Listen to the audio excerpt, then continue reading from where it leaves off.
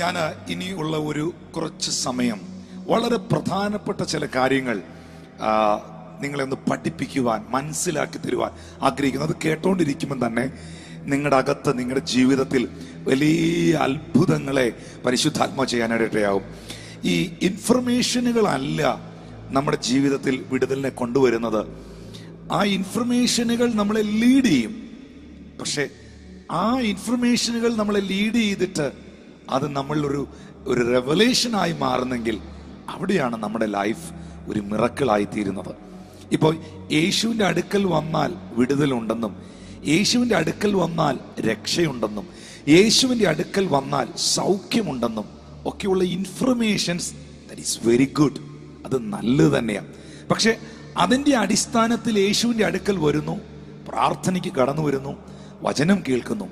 പക്ഷെ ആ പ്രാർത്ഥനയിൽ പങ്കെടുത്തിട്ട് വചനം കേട്ടിട്ട് യേശുവിനെ നിങ്ങൾക്ക് വിശ്വസിക്കാൻ കഴിയാതെ പോയാൽ, യേശുവിനെ നിങ്ങളുടെ ആത്മാവിൽ നിങ്ങൾക്ക് സ്വീകരിക്കാൻ കഴിയാതെ പോയാൽ, ആ യേശുവിനായി നിങ്ങളുടെ ജീവിതത്തെ സമർപ്പിക്കാൻ കഴിയാതെ പോയാൽ, നിങ്ങൾക്ക് കിട്ടിയ ആ ഇൻഫർമേഷൻ കൊണ്ട് നിങ്ങൾക്കൊരു ബെനിഫിറ്റും ഒരു പ്രയോജനവും ഭൂമിയിലും ഉണ്ടാകില്ല, ദൈവരാജ്യത്തിലും ഉണ്ടാകില്ല, സ്വർഗത്തിലും ഉണ്ടാകില്ല.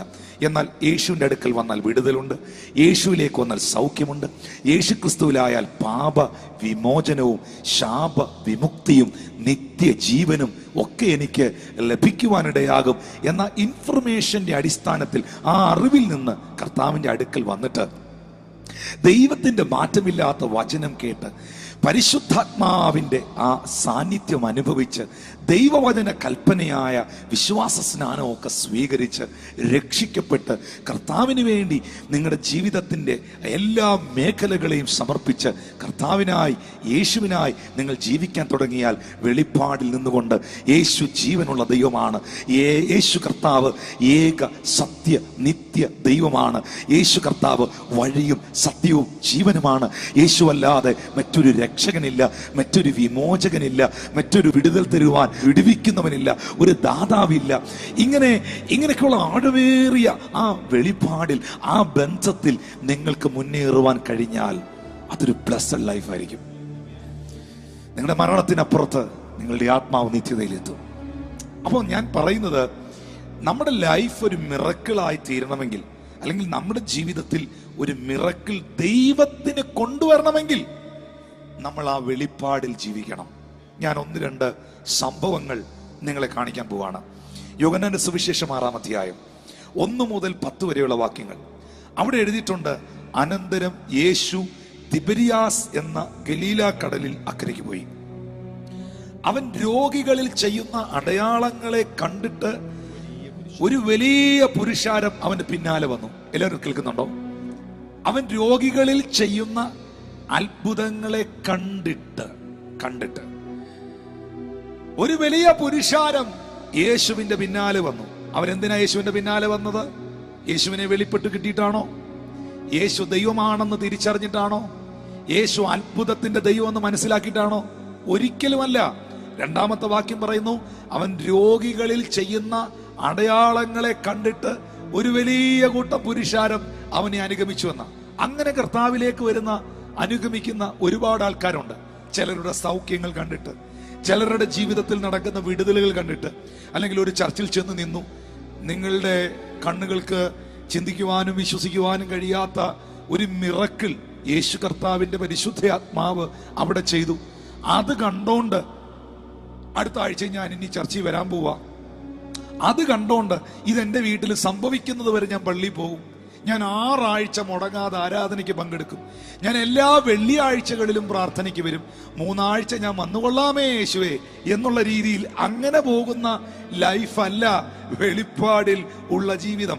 രോഗികളിൽ ചെയ്യുന്ന അടയാളങ്ങൾ കണ്ടിട്ട് വലിയ പുരുഷാരം പിന്നാലെ ചെന്നു. 5-ാം വാക്യം, യേശു വലിയ പുരുഷാരം തന്റെ അടുക്കൽ വരുന്നത് കണ്ടിട്ട് ഫിലിപ്പോസിനോട്, ഇവർക്ക് തിന്നുവാൻ നാം എവിടെ നിന്ന് അപ്പം വാങ്ങുമെന്ന് ചോദിച്ചു. ഇതവനെ പരീക്ഷിപ്പാൻ അത്രേ ചോദിച്ചത്. താൻ എന്ത് ചെയ്യാൻ പോകുന്നു എന്ന് താൻ അറിഞ്ഞിരുന്നു. 7-ാമത്തെ വാക്യം, യോഹന്നാൻ 6-ന്റെ 7-ാമത്തെ വാക്യം, ഫിലിപ്പോസ് അവനോട്, ഓരോരുത്തൻ അല്പം അല്പം ലഭിക്കേണ്ടതിന് 200 പണത്തിന് അപ്പം മതിയാകുകയില്ലെന്ന് പറഞ്ഞു. ഇവിടെ നിങ്ങളൊന്ന് ശ്രദ്ധിക്കണം. യേശു കർത്താവ് ചെയ്യുന്ന അത്ഭുതങ്ങൾ, അടയാളങ്ങൾ, വിടുതലുകൾ കണ്ടിട്ടാണ് ഈ പുരുഷാരം യേശുവിനെ അനുഗമിച്ചത്. നിങ്ങൾ ഒരിക്കലും അതിനെ വിമർശിക്കരുത്.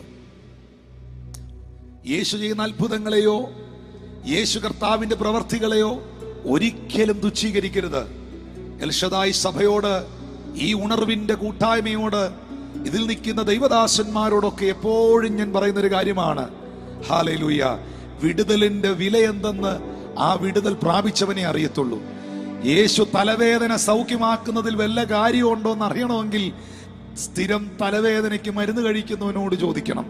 യേശു മൈഗ്രെയിൻ സൗഖ്യമാക്കുന്നതിലോ, സൈനറ്റൈസിസ് സൗഖ്യമാക്കുന്നതിലോ, യേശു കർത്താവ് ക്യാൻസർ സൗഖ്യമാക്കുന്നതിലോ, മുഴ മാറ്റുന്നതിലോ, യേശു അസ്ഥിരോഗങ്ങളെ സുഖപ്പെടുത്തുന്നതിലോ, യേശു കർത്താവ് തരുന്ന സൗഖ്യത്തിൽ എന്തെങ്കിലും വിലയുണ്ടോ എന്നറിയണമെങ്കിൽ ആ രോഗത്തിന്റെ കാഠിന്യം, അതിന്റെ കഷ്ടത അനുഭവിക്കുന്നവരോട് ചോദിക്കണം. അവർ പറയും സൗഖ്യത്തിന് വിലയുണ്ടോ എന്ന്. ഒന്നുകൂടെ പറഞ്ഞാൽ, രോഗിയോട് ചോദിക്ക്, അവൻ പറയും രോഗശാന്തിക്ക് വിലയുണ്ടോ എന്ന്. Praise the Lord. ദൈവം ചെയ്യുന്ന അത്ഭുതങ്ങളെയോ കർത്താവ് ചെയ്യുന്ന പ്രവർത്തികളെയോ ഒരിക്കലും ചിന്ത കൊണ്ടോ വാക്കുകൊണ്ടോ തുച്ഛീകരിക്കരുത് പ്രിയപ്പെട്ടവരെ. പക്ഷേ ഇവിടെ ഈ അത്ഭുതങ്ങൾ ജനം കണ്ടിട്ട്, പുരുഷാരം കണ്ടിട്ട് യേശുവിന്റെ പിന്നാലെ വന്നു എന്ന് പറയുമ്പോൾ ഞാൻ പറഞ്ഞത് അവരൊരു വെളിപ്പാട് കൊണ്ടോ കർത്താവ് ദൈവമാണെന്ന് അറിഞ്ഞത് കൊണ്ടോ ഒന്നുമല്ല വന്നത്. Because of that miracles, because of that healings and signs and wonders, അവിടെ ചെയ്യുന്ന അടയാളങ്ങളും അത്ഭുതങ്ങളുടെയും അടിസ്ഥാനത്തിലാണ് അവർ വന്നത്. വരട്ടെ, അങ്ങനെ വരട്ടെ ജനം. അവരായിരിക്കും പിന്നെ വചനം കേട്ട് പിന്നത്തേതിൽ ദൈവത്തിന് വേണ്ടി പ്രയോജനപ്പെടുന്നത്. അതും നമുക്ക് പറയാൻ കഴിയില്ല. ജനമൊന്നും കൂടുന്നതിൽ ഒരു കാര്യമില്ലെന്നൊന്നും ജനമില്ലാത്തത് കൊണ്ട് പറയരുത്. Praise God. ജനം കൂടുന്നതിൽ കാരണമുണ്ട്, കാര്യമുണ്ട്. പിതാവ് ആകർഷിക്കാതെ ആർക്കും പുത്രന്റെ അടുക്കൽ വരുവാൻ സാധ്യം അല്ല. പൗലോസ് തന്നെ പറയുന്നുണ്ട്, കേൾക്കാൻ ആളില്ലാതെ ഞാൻ ആരോട് പ്രസംഗിക്കും, പ്രസംഗിക്കാൻ പ്രസംഗകനില്ലാതെ ആര് പ്രസംഗിക്കും എന്ന് പൗലോസ് തന്നെ പറയുന്നുണ്ട്. കർത്താവ് അയക്കുന്ന പുരുഷാരത്തിനായി സ്തോത്രം, ദൈവം തരുന്ന ആത്മാക്കൾക്കായി സ്തോത്രം, ദൈവം കൊണ്ടുവരുന്ന ജനക്കൂട്ടത്തിനായി സ്തോത്രം. അതിനിയും വർദ്ധിക്കട്ടെ, അതിനിയും പെരുകട്ടെ. ലോകം കണ്ടതിൽ വെച്ച് ഏറ്റവും വലിയ ക്രൗഡ് പുള്ളർ, ജനത്തെ ആകർഷിച്ച മനുഷ്യൻ, അല്ലെങ്കിൽ 2000-ൽ പരം വർഷങ്ങൾക്ക് മുമ്പ്, 2021 വർഷങ്ങൾക്ക് മുൻപ് ലോകം TV ഇല്ലാത്ത, ഫേസ്ബുക്ക് ഇല്ലാത്ത, നോട്ടീസ് ഇല്ലാത്ത, ഫ്ലയർ ഇല്ലാത്ത, ട്വിറ്റർ ഇല്ലാത്ത, വാട്സാപ്പ് ഇല്ലാത്ത, ഇൻസ്റ്റാഗ്രാം ഇല്ലാത്ത കാലഘട്ടത്തിൽ ഒരു പുരുഷൻ ഇറങ്ങി വരുമ്പോൾ 5000 പേരും 10,000 പേരുമൊക്കെ ആ പുരുഷനെ കാണുവാൻ, ആ മനുഷ്യനെ കാണുവാൻ കടന്നു വന്നെങ്കിൽ അത് ദൈവപുത്രനായ വേഷത്തിൽ മനുഷ്യനായി ഈ ഭൂമിയിലേക്ക് വന്ന യേശു ക്രിസ്തുവിനെ ആയിരുന്നു. ലോകം കണ്ടതിൽ വെച്ച് ഏറ്റവും വലിയ ക്രൗഡ് പുള്ളർ മൈക്കിൾ ജാക്സൺ അല്ല, അഡോൾഫ് ഹിറ്റ്ലർ അല്ല. ലോകം കണ്ടതിൽ വെച്ച് ഏറ്റവും കൂടുതൽ ജനത്തെ സ്വാധീനിച്ച നേതാവ് കർത്താവായ യേശു ക്രിസ്തുവാണ്. യേശു ഉള്ളിടത്ത് പുരുഷാരം ഉണ്ടാകും. കർത്താവിനെ പ്രസംഗിക്കുന്നിടത്ത് പുരുഷാരം വരാൻ നിങ്ങളും പ്രാർത്ഥിക്കണം.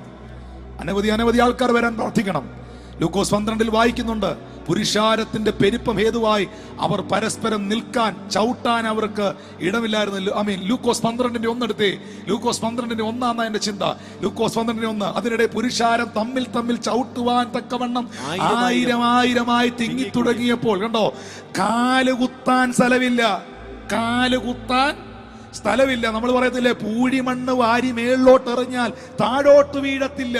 അതുപോലെ ക്രൗഡായിരുന്നു. കർത്താവിന്റെ കാലഘട്ടത്തിൽ തമ്മിൽ ചവിട്ടുവാൻ തക്കവണ്ണം ആയിരമായി ജനങ്ങൾ തിങ്ങിക്കൂടി.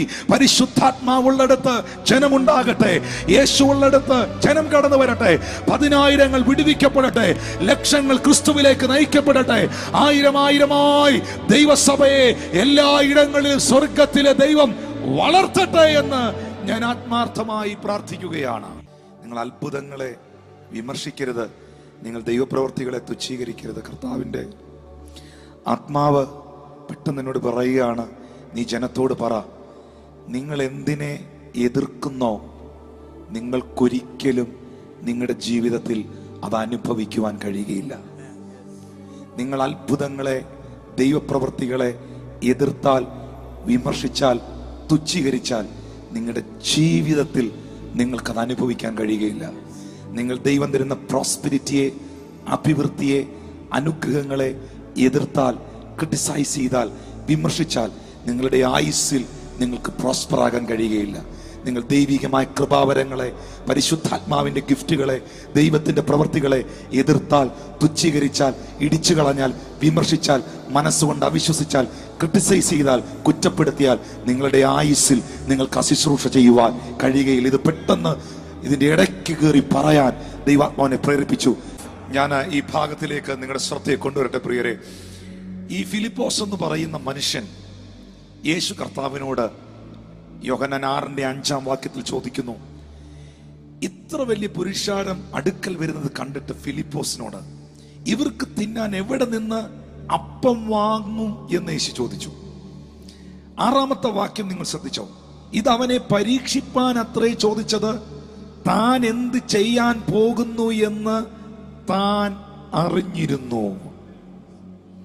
യേശു കർത്താവ് അടുത്ത നിമിഷത്തിൽ അവിടെ ഒരു ബാലകന്റെ കയ്യിൽ നിന്ന് 5 അപ്പവും 2 മീനും തന്റെ പക്കൽ വരുമെന്നും അന്ത്രയോസ് അത് കൊണ്ടുവരുമെന്നും അത് ബ്ലസ് ചെയ്യുമ്പോൾ 10,000-ങ്ങൾക്ക് വിളമ്പത്തക്ക നിലകളിൽ അത് വർദ്ധിക്കുമെന്നും ഒക്കെ യേശുവിനറിയായിരുന്നു. താൻ എന്ത് ചെയ്യാൻ പോകുന്നു എന്ന് താൻ അറിഞ്ഞിരുന്നു. എൻ്റെ പ്രിയ സഹോദരിയോട്, പ്രിയ സഹോദരങ്ങളോട്, മാതാപിതാക്കളോട്, ദൈവദാസന്മാരോട്, സഭയോട്, ശുശ്രൂഷകരോട് സ്നേഹത്തോടെ, ബഹുമാനത്തോടെ ഞാൻ അറിയിക്കട്ടെ, ഈ ഒരു ഉറപ്പും വിശ്വാസവും വെളിപ്പാടും നിങ്ങൾക്ക് വേണം.